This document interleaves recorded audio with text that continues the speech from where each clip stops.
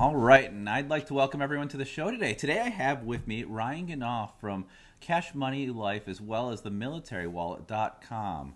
Thanks for coming with me today, Ryan. Hey, thanks for having me, Casey. All right, awesome. So let's start things off with the usual question. What has been one of your worst personal finance mistakes? It's a good one. So one of my first was a big mistakes was an eye opener for me. My first real investment, I opened an IRA from a financial planner who did not have a fiduciary duty to me, and he basically sold me a front loaded plan that I don't even remember the cost. It was like 2.5 or 5% up front. I don't remember. Wow. Actually, I do remember. I had to spend. I think it was like 1,500. The first $1,500 of investments went to him. I Oh, think, wow. and then it had like a 1.5 or 2% fee on Wow. top, like management fee, and it was just way too expensive. Yeah. But this was all in the days before. This was back around 2000. So Yeah. finding the stuff online and being able to do it. I was 20 years old at the time. It was a big mistake. It ended up costing me money. When I finally learned out what I was investing in, I figured out that the fund more or less tracked the S&P 500, and I was paying roughly 2% for the pleasure of doing that. So when I finally Wow. figured out what it was and how much money I was dumping into it, I finally just pulled all the money, just let those be a sunk cost, and I rolled it into an IRA at Vanguard, and I put the money right into the S&P 500. I forget which index fund they have, but I did that, and so that was a big financial mistake. But I also learned from that, Yeah. and in a way, it was also a good thing because I caught it early on. You know, if you make a mistake at 2%, paying 2% of your assets in management fees when you've only got $3,000 or $4,000, Yeah. that's not as big as making that mistake when you've got $100,000 or $500,000, or you know the the problem scales. Yeah. So I'd rather make that mistake early on, which is what I did. Yeah. So when I learned from that, then I was able to start figuring out, okay, now I need to be more proactive because nobody else is going to do it for me. Yeah. So in a way, I was able to take that mistake and turn it into something good. Wow. So do you actually have that broken down? Like, have you ever written a post about how much you lost in that or anything like that? Or Not the exact amount. I have written about that, yeah. and basically, it's your broker does not always act in your best interests. That's the topic of the article. Yeah. Another time, I met with a broker at one of those big box stores. I'm not going to name them, Yeah. but I've talked to several other people who've had similar experiences. And this guy, I told him, hey, I'm maxing out my IRA every year. I was in the military, and they have a thrift savings plan, which is like a 401k. And I just wanted to get some advice. And I said, well, should I invest in the thrift savings plan, or should I save in a taxable account Yeah. for more of a long term save or middle intermediate term savings, maybe buy a house or whatever? I was single, no immediate prospects of marriage or needing to buy a house. And he let me talk for about 10 minutes about who I was, how much I had to invest, and my goals. And it's like he was just waiting for me to stop talking. Yeah. He bent down, reached into a drawer, licked his fingers, slapped a piece of paper down, and said, "That there's for you." We were in Texas, so he had that, Yeah. good old boy. Yeah. "That there's for you." Well, I said, "Well, what is it?" "This is the best fund for your needs." "Well, tell me about it." "It's right there on the paper, right there on the prospectus." It wasn't a prospectus. Prospectus is a book. It Yeah. was one sheet of paper. I said, Wow. "Well, how much what are the management fees, or how much am I going to be paying you, and what is it investing in?" "It's right there. That thing's the best there for you that you ever see." Just going Yeah. on about how I should just trust him and invest in that. And he talked for a couple minutes, didn't answer any of my questions. And when I said, "Okay, well, I think I should go now," he goes, "Okay, tell you what, when you're leaving, why don't you write a check, void it out, and give it to my secretary, and she'll do a direct deposit straight out of your account every month, and we'll get you started. And oh, by the way, here's a stack of business cards. Why don't you hand them out on base? Tell everybody how I did you right." And I said, "All right, thanks." And I walked out of the door, and there was a cigarette container and a trash can right there, and I just took the cards and dumped them right in. And I never went back to another financial planner again. Now, there are good financial planners out there, but what I've learned is unless you're getting somebody who's a registered investment advisor and somebody who has a fiduciary duty to you, you have to really question them about, where are they making their money? Is it a straight commission? Yeah. Are they getting a asset-based management fee like 1% of your investments? You really have to do your due diligence and understand what their motives are and how they're getting paid. Yeah.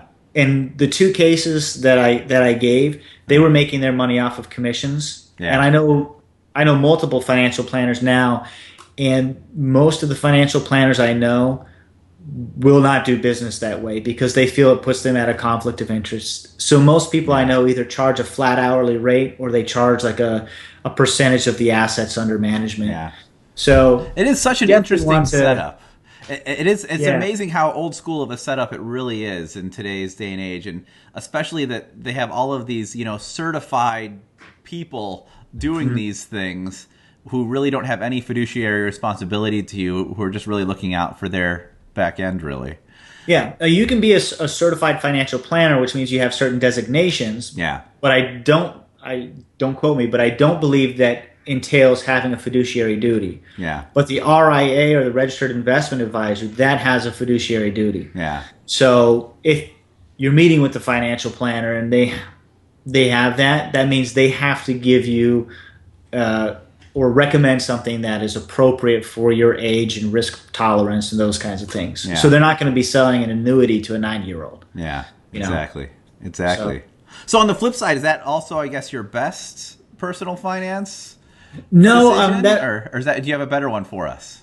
Yeah, hopefully it's a better one. That was actually, it was good because it got me motivated to learn more for myself and take things under control.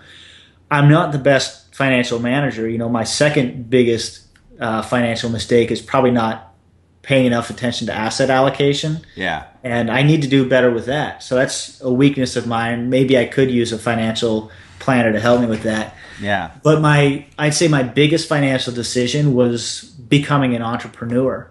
Okay. And so when I got out of the military, it was in 2006. I got married shortly after that. I entered the civilian workforce. I was working for a commercial company, and all of a sudden I had to learn about health insurance, life insurance. Yeah. My wife had a house. She already had owned it, so I moved in with her, but then we had a mortgage. Yeah. And I need to learn about 401ks, and I was thinking about going back to school and getting an MBA. So I had all these things that I just needed to learn. And then I started reading personal finance blogs. Yeah. And I found sites like My Money Blog and Bargaineering and Consumerism Commentary and a lot of those sites, and I just started reading it. And the fact that I had taken an interest in learning about investing on my own because of those early problems I had, I realized, hey, this would be a lot of fun. So I bought a domain and I started a business. I started a hobby that I figured I could eventually turn into a way to make some money. Yeah. And just taking that leap of faith was the best decision I ever made. My goal was, this was a long time ago. I think I paid $125 for a domain and 2 years worth of hosting.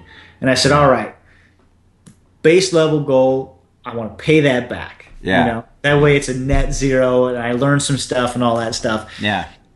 My real goal would be make $1,000 a year. Make $100 a month, $1,200 a year. Yeah.